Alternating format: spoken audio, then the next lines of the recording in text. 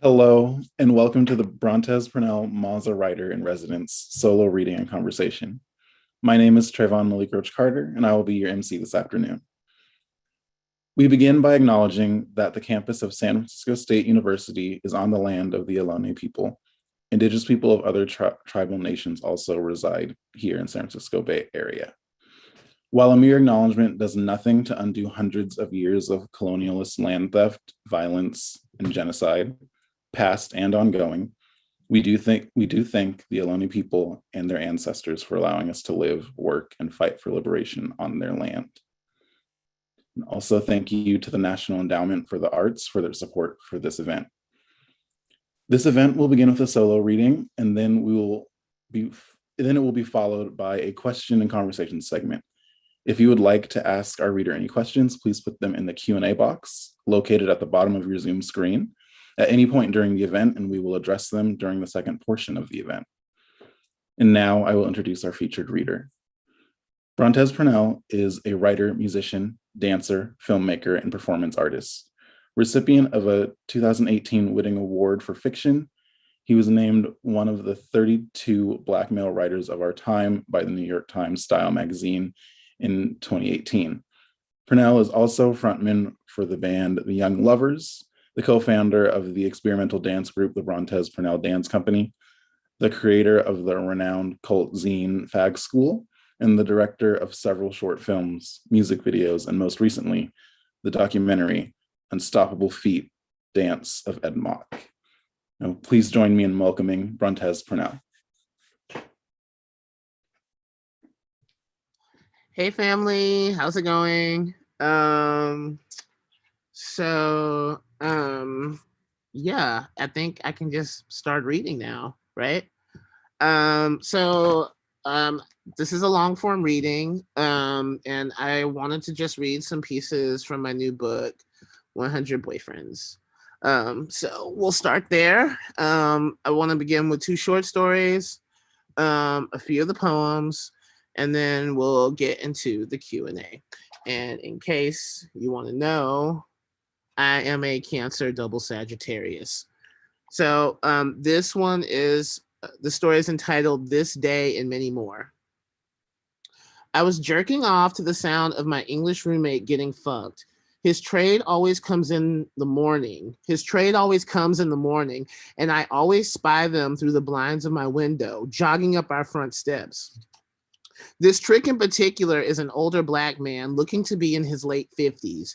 He is wearing brown polyester pants, a printed satin fake Louis Vuitton long sleeve button up, white snakeskin cowboy boots, and a matching white snakeskin cowboy hat.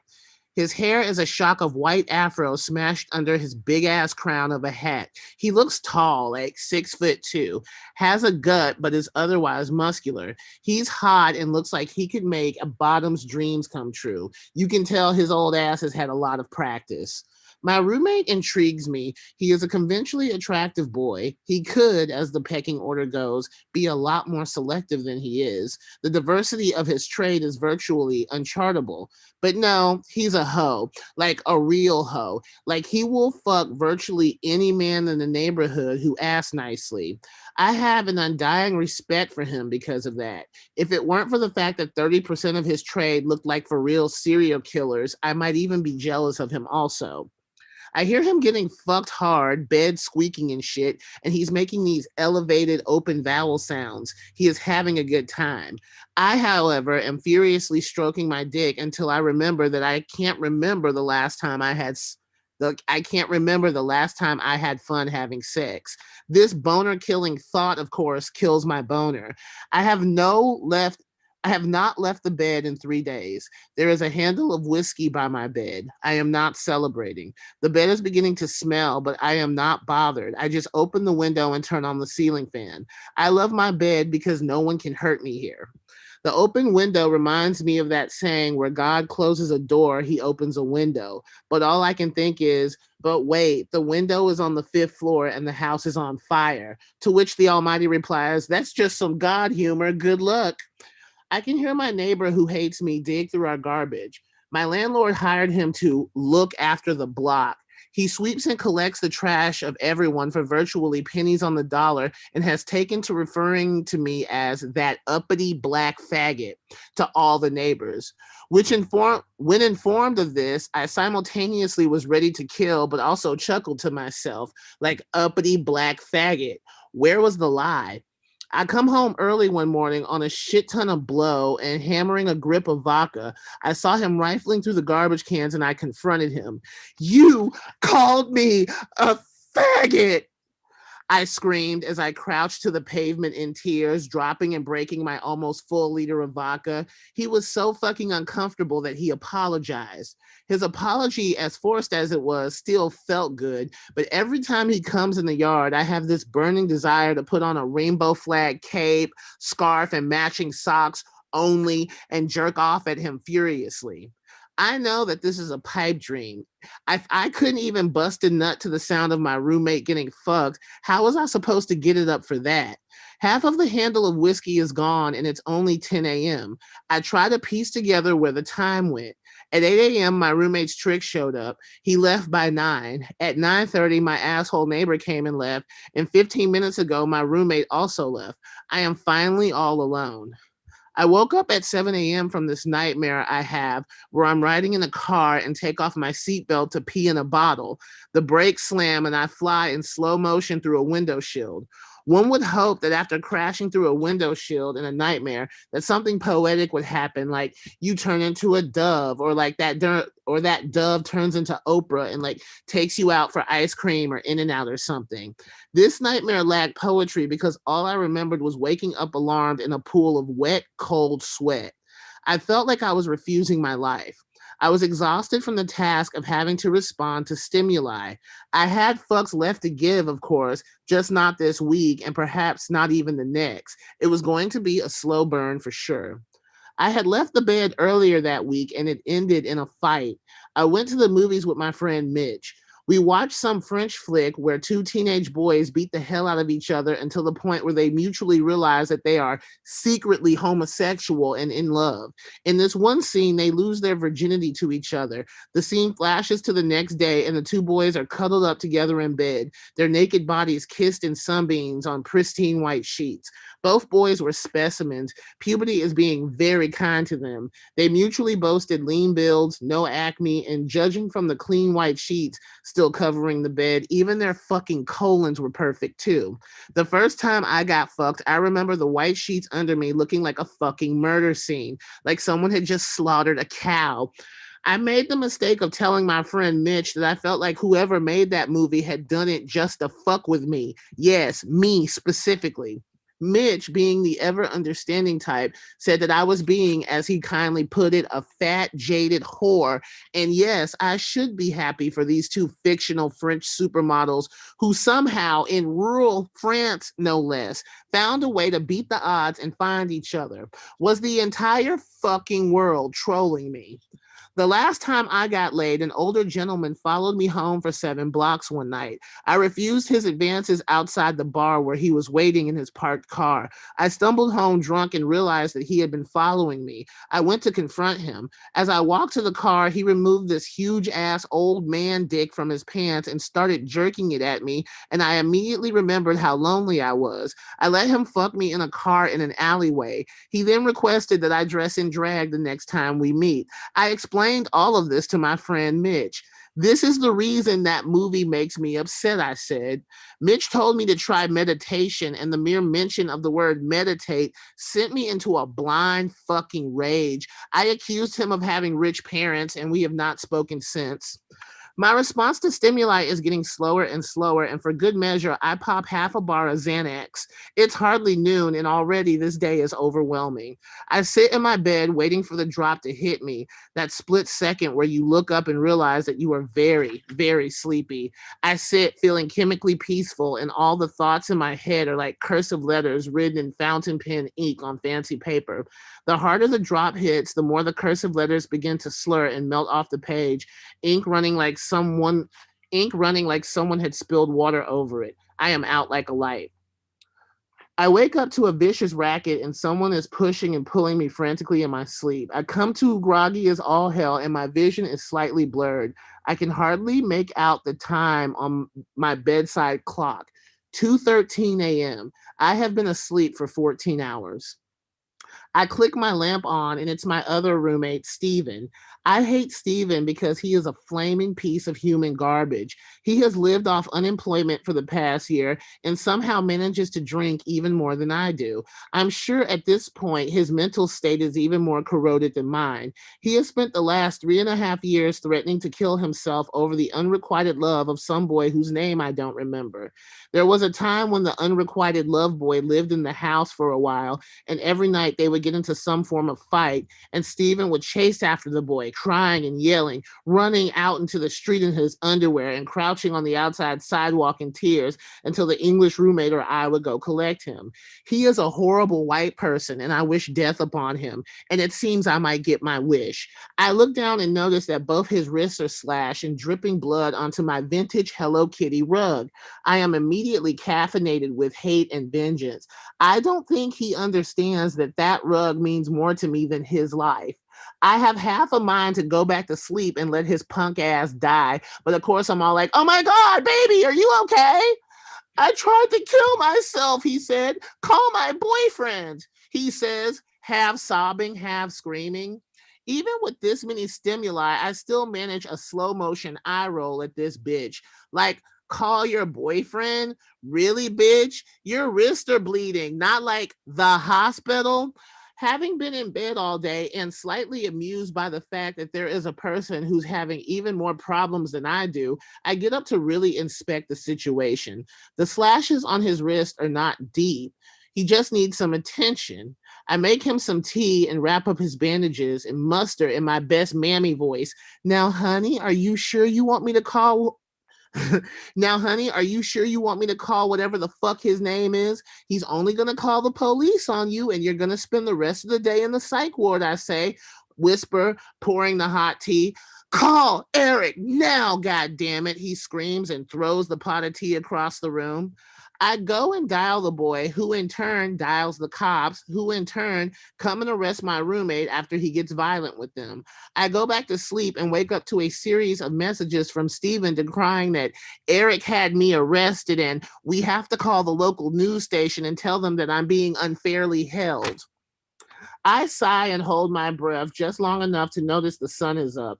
I hear the rustling of the trash outside. The neighbor is back, digging through our recycling, and I fight the urge to flash my dick at him. Instead, I pour myself a modest drink and turn on cartoons. This too shall pass, though I am not leaving the bed again today, and perhaps not tomorrow.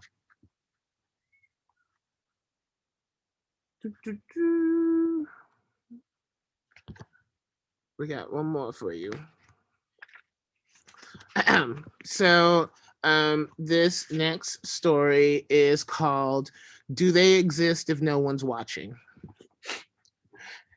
It's like my favorite saying, where God closes a door, he opens a window. But in this particular case, the window was on the 5th floor and the house was on fire.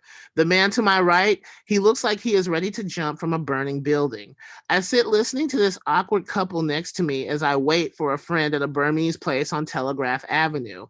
I like listening to other people's conversations the same way I like looking at the text messages of friends who leave their phones unlocked. I lurk so hard, I almost get whiplash. I lurk so hard, I should wear a cape and things. I lurk so hard, you get the picture. I am often convinced I care more about these conversations than the participants themselves do. In the case of the burning building jumper man next to me, I know for a fact this is true. The man is on a date, a very awkward date with a boy too young for him. The man looks 50, or maybe he's just in his 30s and had a hard life. The younger man looks like he's 12, but he has to be at least 21 because he's drinking like a mason jar full of some cocktail. He's lit as fuck. He's red in the face and gesticulating through his speech intensely. My dinner partner is 30 minutes late. I have heard the man say absolutely nothing while this boy stammers on about how his younger brother can't find the right college. In fact, refuses to find the right college, and how it's making the boy's white ass mom sad, like super sad, like so sad she got the boy's younger brother a trip to Yosemite for his birthday to clear his head. The older man looks as if he wishes to God this interaction had just been a blowjob, but I can't imagine how one would get a dick in this young man's mouth. He talks too fucking much. Back when I was a young and easily corruptible homosexual, all the daddies loved me because I knew how to shut the fuck up and take some dick. An older guy would take me to dinner and I would study him like a cat, watching an object it was at any moment about to pounce on, i.e., this pussy kills. I would answer every question but keep content to a minimum. I'm studying art, I would respond, or I graduate the year after next, or I was quoted by the New York Times, just enough to let him know that they were about to stick their dick in a young man who had self-worth and a locatable dignity, even though I have to say I wasn't altogether interested in it. The dignity, that is. My good boy routine was for the daddy's relief, not mine. I just wanted to get fucked good. Winning the older gentleman's respect was for his peace of mind, and then I would sucker punch him. Right as the dinner was over and he signed the check, I would stretch and yawn and casually say to my host in one breath, "You know, sir, I would let you come in me." Now, most of the men would immediately be disgusted. They give me a look of disapproval and I would never see them again. But that was well and fine because they were exactly the ones I wanted to weed out. It was the daddies whose heart you could see skip a beat and a look of exactitude would crawl across their faces. "Really?" they would say, standing up quickly. These daddies would take me home, bend me in half like a pretzel, fuck me so hard that I would forget the person I was before they fucked me. But back to dinner itself. During the dinner, when the daddy would be sizing me up, I had the dual occupation of being present enough for him to assess and also being able to sink into the background enough so as not to take up too much space at the table. I had to treat myself like I was something on the menu he had ordered, like I was on the menu. And then a joint lit in my head. I was forgetting something. I had to stop all this thinking and go back. Horny daddies, I'm on the menu. Food, where is my food? I'm looking at the waitress and she is motioning as if to say, "1 second, please." And I look at the couple that I had just ripped apart for no reason. And I think that I am being this level of bitch because my sugar is dropping. I don't know why I'm so addicted to the narrative of these two men. I need not notice them at all. It's kind of like that tree falling in the woods question. Do they exist if no one's watching? I think not, yet still, I can't help wanting some kind of restorative justice blowjob for the victim of this date, and truthfully, one for myself. Earlier that day, my newest HIV counselor saw my chart and noticed I had contracted syphilis 3 times in 1 year. She was an older, gray haired, straight woman. She hugged me and asked, "Have you ever considered having a boyfriend?" I started crying, like really, really loud, ugly crying. I had to catch my breath at times. I was crying so hard, crying. Not out of sadness or loneliness, but out of sheer exhaustion. I was just cocaine hungover and cranky, to be honest, but the echo chamber of the STD clinic was feeling like a coffin I had been submerged in, one I kept reemerging from like a tomb. I was my own personal Jesus. I cried so hard that she referred me to a mental health counselor, who then referred me to HR, who then informed me that I should have the first counselor fired for triggering me so hard. The thought of swift justice filled me with an immediate sense of purpose that faded in all of 10 seconds. One thing I can truly say that I love about myself is that I'm too sketch to lead a moral campaign against anybody. Also, leading a moral campaign against anything just seemed like a lot of work, and I was stoned. Still, I remember her hugging me when I was upset and how nice it felt, like someone actually fucking cared. No one I was fucking cared for me or hugged me, so in the end, I really was just a hit dog hollering. It had all struck a nerve.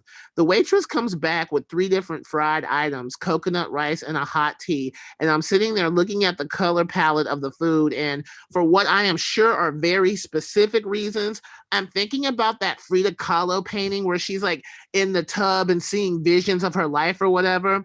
I'm thinking of this as I see the food, but it's not as poetic, beautiful, or eloquent as it sounds. In fact, what I see isn't even a vision, but rather a scene jackhammering its way into my brain, one that I can see even when I close my eyes. I think back to the interaction with the HIV counselor and the linger of the hug, the humanness, the warmth, the depth, and then my mind falls a little further to the smell of the old lady herself, and then kind of wishing that she had had a dick and had been a creepy old dude doctor who tried to finger me. I know it's a bad thing to think, but it's okay to think as long as you don't say it out loud. So I keep it to myself and don't blurt out, I am having a fantasy about painting a different gender on my HIV counselor and having them sexually assault me, to the people on my right who are having a terrible day. I also play the scene in my head of me picturing myself as a for real shady bitch and actually going to human resources and trying to explain all of this. You know, if I had to think about it, what's really getting my goat about the situation isn't the fact that the doctor didn't finger me. It's more that she emotionally fingered me. She emotionally fingered me without my consent. My dick is hard and I stare around at the restaurant. No one here cares that my dick is hard. I don't care that my dick is hard. I'm back to just being stoned and hungry. I go full force into all the food. I am eating so fast that I can't even really taste what I'm eating. It's literally just sliding down my throat. The couple next to me grabs the check and leaves, and with no one left to watch, I find I have a strange sense of aloneness. The person I'm waiting for is clearly not coming at this point. But I sink inside myself and remember that I am not alone. I am in a restaurant full of people.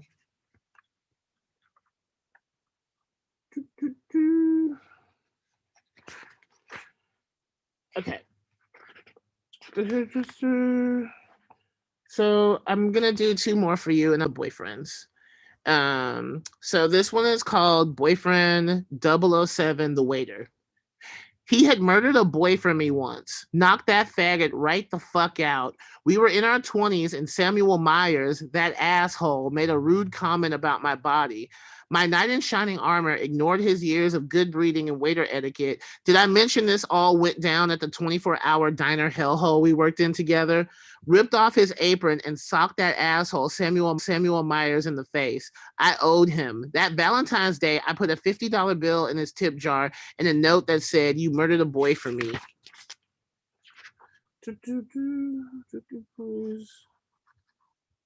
And we got one last one. So, Boyfriend 100, the agent. New York City was big for no real reason, much like the mood I was in. He asked me, but really he was telling me, your writing is great. Do you want to be famous?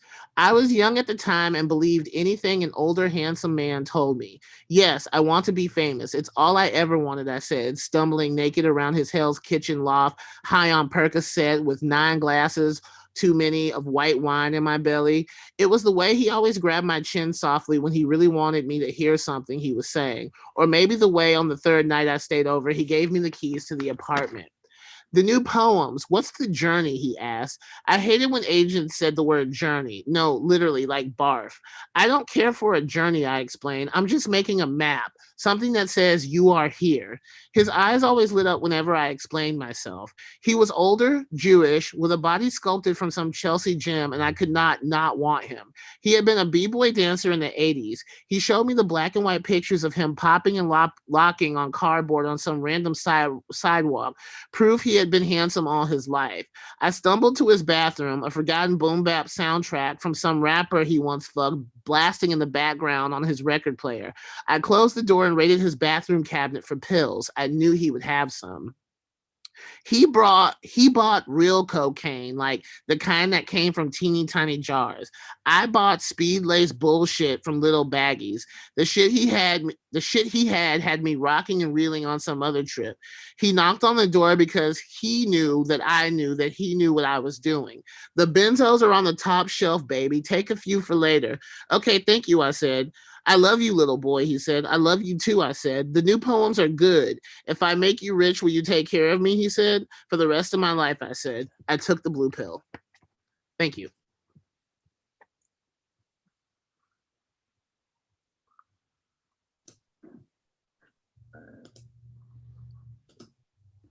Thank you so much for that wonderful reading. Before we get into our Q&A, I just want to make a small correction to the thanks in the beginning. We would like to thank the Sam Mazza Foundation for this wonderful event. Without them, we would not be able to be here and having this conversation today. All right. So thank you, Brontez, for that reading. And we can get right into the Q&A. I have a question for you. It seems like you've worked out the ability to take an idea and explore it in all kinds of media, writing, song, dance, and performance, and also film. Can you talk a little bit about that? Basically I was always poor, so I didn't really get to sit on like any one hallmark of work. So luckily I got to explore ideas in a whole other realms and regions because we kind of have to. I do think that a lot of people, it's very in vogue to be a multidisciplinary artist, but they never give you the full trap of that, which is like in the gig economy, is affected the art economy. So you can't really just sit around and take photos all day and be like, I'm a photographer. Like you really got to be ready to do whatever the fuck they tell you the paycheck is coming from. But also, it gave me a chance to kind of really like flesh out ideas and like pull ideas apart in ways I never even thought I would be able to do. And so being in the Bay too, just all these conversations and these communities were always so in contact with one another that you really had I don't know, you really had a chance to like explore.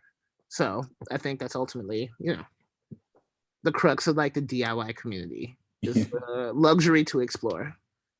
Thank you. Do you think there's sort of like common threads or just ideas in all the things you do, or do you think they're all separate? No, I mean, my work is forever all together because they have the same dad. So they have the same kind of, they all have the same base DNA. So I do think, it's connected more or less. I like Even the most disparate of ideas are connected because they're funneled through me. Thank you. We have a question in the audience from Nancy Fishman. Can you talk about who your literary and other artistic ancestors are?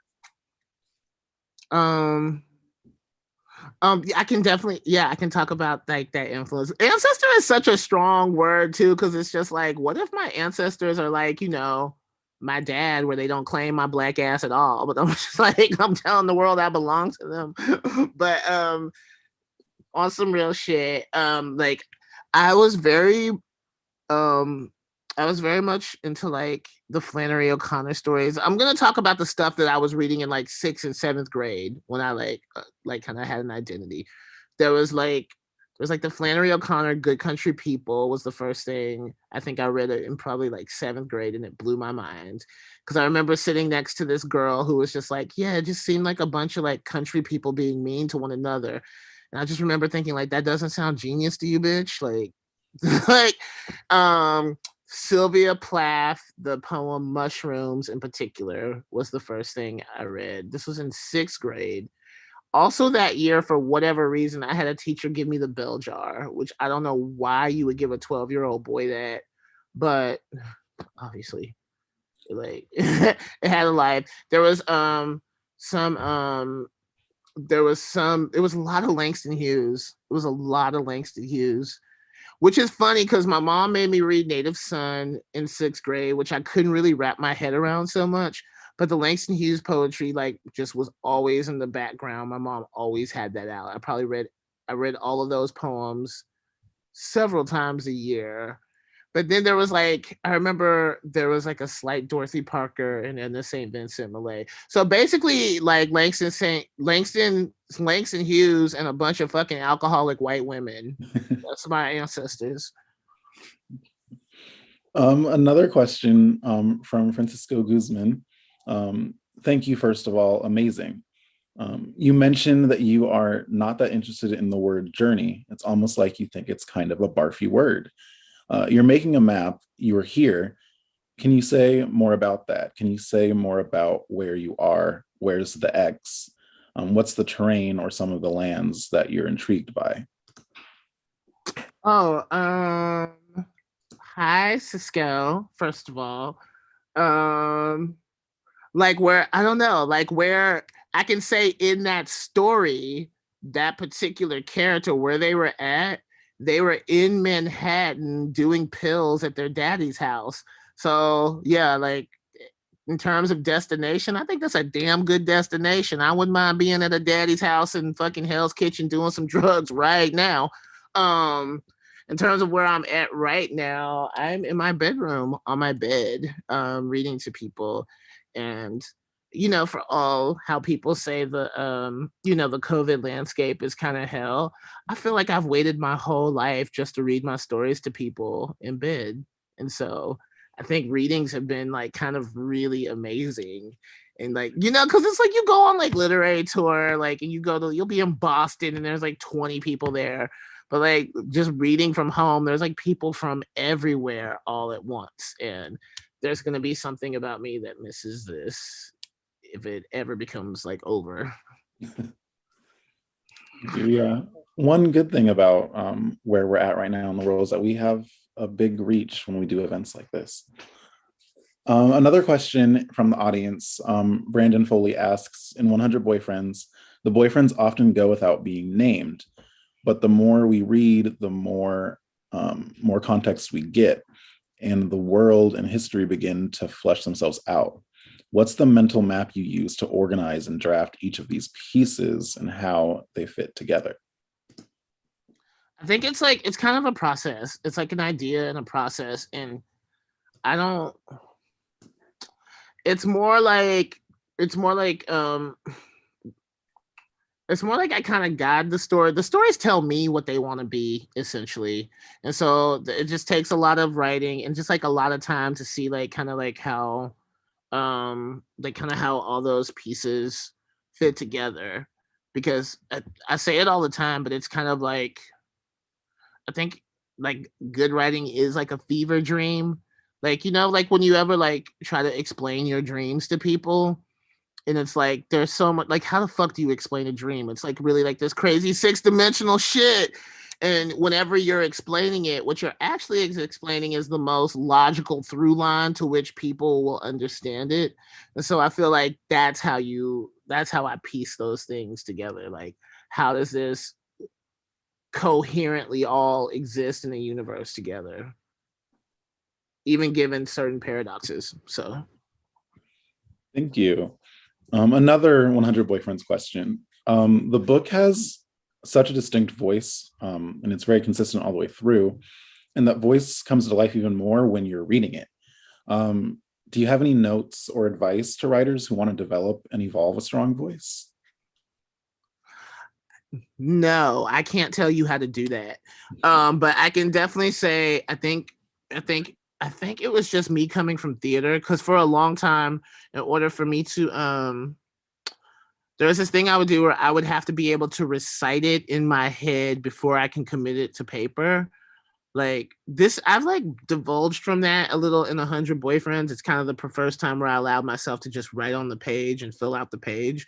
But I always felt like for a long time I come from a tradition of like, you're drafting a sermon, so you yourself have to be able to recite it before you commit it to paper. And I think that's probably just like some theater shit. Like, I don't think it's a theater IQ thing. It's that they trick us into doing that. So I don't know if that's necessary. I don't think that that's like the superior way to write, but it's my condition and the way I've been brainwashed. Thank you. Yeah, it's good to hear about personal ways of doing things, and especially how different arts interact with each other, how theater interacts with writing. Another question. This afternoon, in Sorolata Kump's gender and popular music class, you said something like, because I come from a poetry tradition, I try to make a bit of sense. What's that poetry tradition like for you? And do you think poetry tradition feeds your other work? Yes, I totally do. I think it's just like I think essentially like with poetry, like there's like, there's so many types of poetry, but I do like that type of poetry that's like, you know, it essentially does it does say a narrative, even if it abstracts itself. It's still like giving you it's still giving you a narrative. I do think that I still come from I come from a poetry tradition. I think it's like I don't know, I think words should be pretty. I think they have to fit together in some type of way. I feel like there has to be like a drama or a conflict. Cause I mean, if you're not adhering to any of that, then you're basically what? Just writing self-help books? Like so I stay with the problems. Earlier you mentioned that with this book you kind of sat down and let the words come on their own. And before doing that, did you have an idea of the like themes and content you wanted to tackle before you let those words come out, or did everything just come on its own? Okay, so when I was reading, like the parts of the book called the boyfriends, like the kind of more prose poetry part, originally it was supposed to be the whole book. Like that was I was originally gonna give this book to City Lights. I had talked to them and it was supposed to be like a very big poetry book, but then I got the Whiting Award, then I got an agent, then as FSG called and they were like, you know, they liked my stories and they wanted, and plus I wanted to like, if I told myself if I was going to write another book, the book before this one was Since I Laid My Burden Down, which was like a novel, but I definitely wanted to return to like the short story form because I feel like that's just where I shine and that's where I groove, you know. And plus like short story form is just like, you know, I'm a punk, like I tend to lean towards making a mixtape, so that's kind of where it built out from there. um so yeah, like the kind of the expansiveness and the sprawlingness of the poetry is like definitely where I started with this, but also it had been the text installation of a dance I had did. So yeah, I do think that it was more about, you know, the naked page and how do I get to like dance around in it and improv in that, which I don't usually do. Thank you. You mentioned punk. Can you talk about your punk punk life? I'm still broke. Um, you recently made a documentary. What can you tell us about that? Oh, yeah, the dances of Ed Mock. So I was working with this local choreographer, Amara Tabor Smith. This was a couple years ago at this point. This was kind of a long time ago, like 2012, 2013. And she told me about this teacher she had, Ed Mock. And she did this public performance, this like 5-hour public performance, and I did it. And originally I was gonna write a book about Ed Mock's life, but I had a filmmaker friend who was just like, no one reads books, just make a movie. And so I got funding to make a movie about like Ed Mock, and it was really exciting. Like he was kind of like, you know, Bay Area 60s to 80s weirdo experimental artist whose life was surprisingly very well documented, you know, considering his marginality. You know, ever since I went to grad school, I be putting ITY after every goddamn thing, and I really want to stop that. But anyway, it was totally fun to make. It was totally rewarding. And yeah, what I'm trying to do right now is to find funds to like kind of amend the film because there's just some really crucial things I would really like to add to it. So if I ever get the chance to do that, I think I will. Thank you. Um, you mentioned that your range of creativity stems from the necessity to survive and make ends meet. Since you create art ranging from film to poetry to music to dance, do you think it's really necessary to focus on a specific medium, or is that kind of a privilege that wealthy people get to choose? And do you believe that you can only be good at something if you focus on one medium? And how do you defend this pressure from society as a successful artist in multiple mediums? I don't listen to Society at all. If I had ever listened to Society, I'd probably be in the closet in a fucking cotton field in Alabama still. So I mean, it's always been apparent to me that like any advice that they're giving me, I know to take with a grain of salt. And also, um, yeah, I would, whether or not you get to just concentrate fully on one form really is about how much funding you get to do that. You know, in my head, I would love to just, you know, be the next Danielle Steele and like sit in a fucking dining room in a ball gown and tiara and just type up romance novels to fucking hear the kingdom come. But unless somebody fucking pays me to do that, I can't really do that. You know what I mean? Yeah. Plus, I just think that I don't know, like I believe in like kind of a well-rounded kind of education or whatever. Like even if you're like bad at a form, like say for instance, I don't know a goddamn thing about sculpture, you know, but there's something about me that always wants to go back to it because it's the thing that doesn't intuitively come to me, you know. But then what I notice is when I go to something that I don't know and try to wrap my head around it and try to like get a new set of parameters and language for something, I can come back and the things that I'm really good at, it brings something to that. Like I essentially was a really bad dancer for 10 years because dance is another language. And like, you know, when you finally, like when you're in ballet class and they're like, okay, press toes to go up. And you sit there for 5 years being like, what the fuck are you talking about?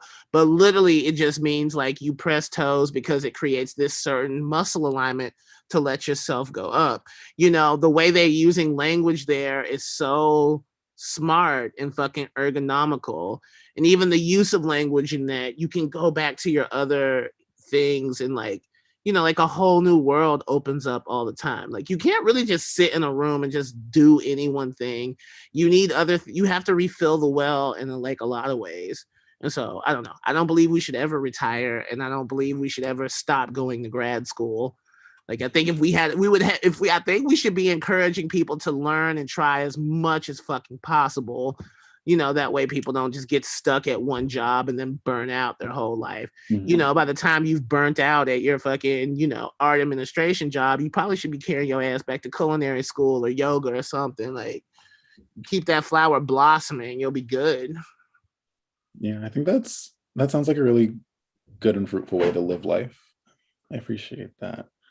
Another question from the audience. Do you differentiate the process of songwriting and poetry? Do you have the same approach for either one? I think it's way different because it's like, essentially like when you're like a songwriter, like you can actually be cheesy as you fucking want. Like people who write like songs can like say some really dumb shit like that. You know, poets always have to be like so prophetic, you know.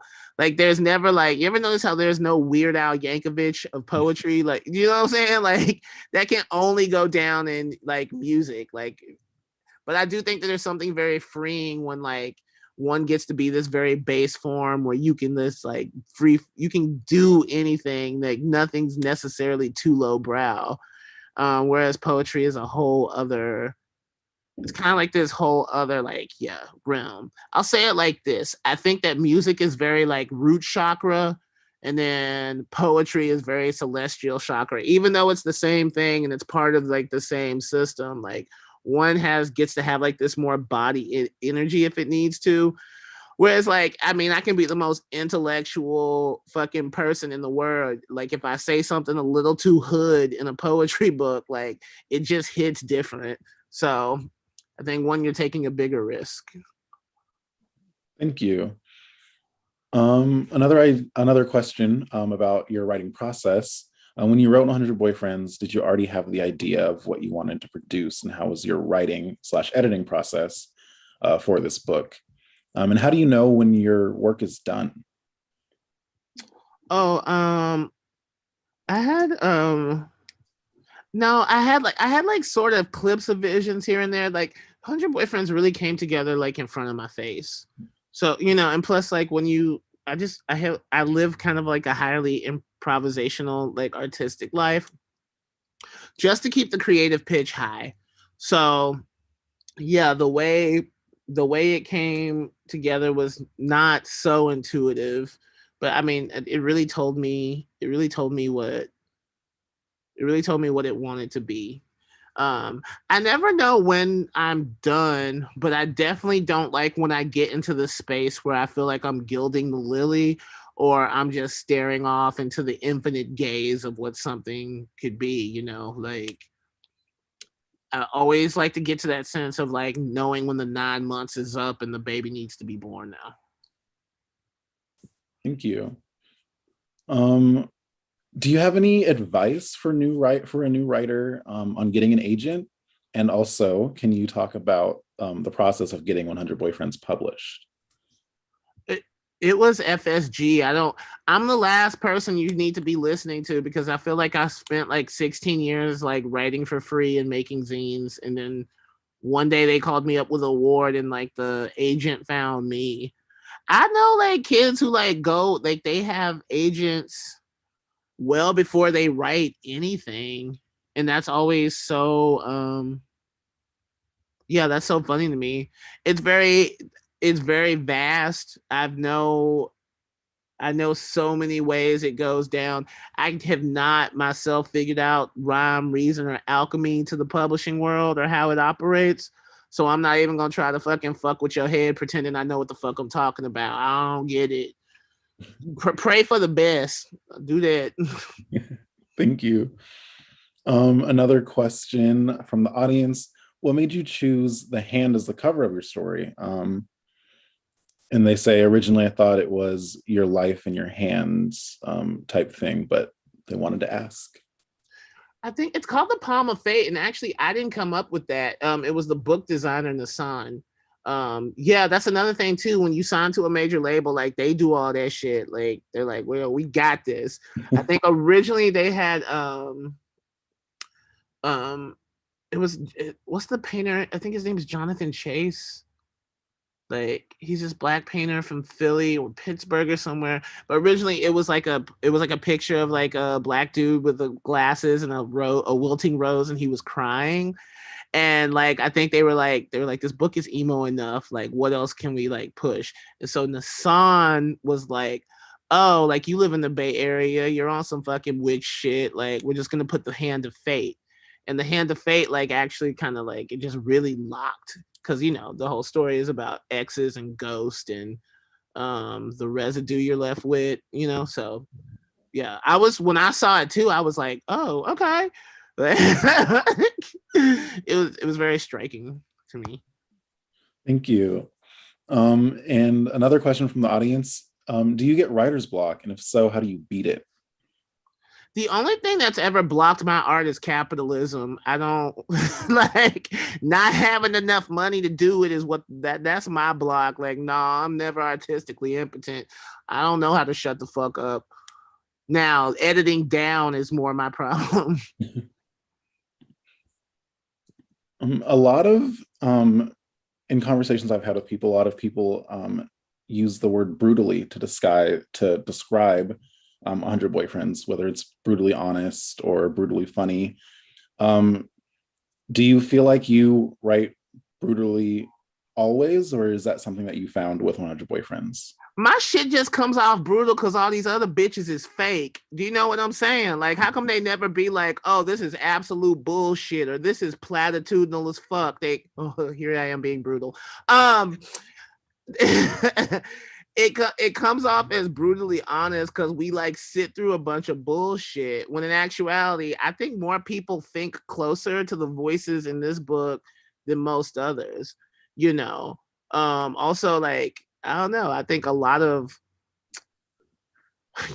white critics have referred to my work as foul mouthed. When honestly, I think that I'm a prophet. And I'm a romance novelist. And what's more brutal than romance? Exactly. See, listen. Are there any other writers that come to mind that might write similarly to you, or Um, I th- I think kind of a lot of them. But again, it's like I don't know if they like claim it. So a bunch of my friends, I think, I do feel like I share a certain generational class of like kind of writers, and yeah, it was mostly the tone I take was built from like kind of other people that I wrote zines with. Like I remember there was my friend Janelle Hessig who wrote this zine Tales of Blog that I read as a teenager that was really good. Another friend of mine, Adie Roberson, or Shamel, she did this zine called Notes to Prisoners, the Don't Try Me issue. This I read this probably like 2000. This was 2000, 2001. And I remember like everything. I did come from that kind of that 90s, early 2000s zine tradition of like really colloquially like astute like kind of memoir, like just really spitting it to someone like like the facts or whatever. And then yeah, I feel like Live Journal came along and then all of that kind of dried up, like, and then everyone started like kind of, I don't know, being grander, but then from that it de-evolved, and like now people, it's just all like, let me give you like the 300 character sound bite of writing. So I do think that I still dream in a dead language. Thank you. Can you talk more about your zine making background? More specifically, if you think coming from that background has more or less helped or hindered you?